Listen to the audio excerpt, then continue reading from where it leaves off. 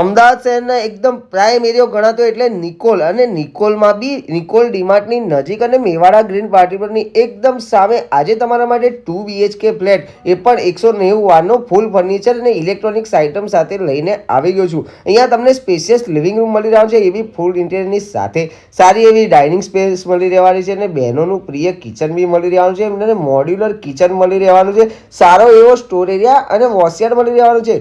ઘરની આગળ અને 2 રૂમની વચ્ચે પેસેજમાં જગ્યા બી સારી એવી મળી રહેવાની છે।